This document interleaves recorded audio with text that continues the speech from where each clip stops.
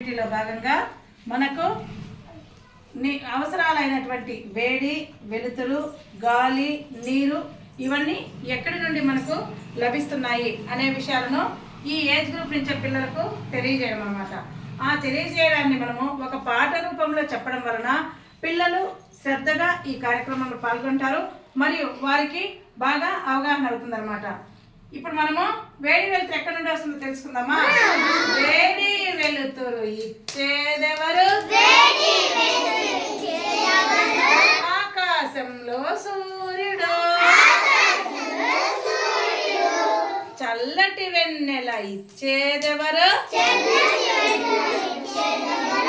తెల్లటి గుండ్రటి చందమామ. వానలు కురిపించేదెవరు? నల్లగా కమ్మే మేఘాలు.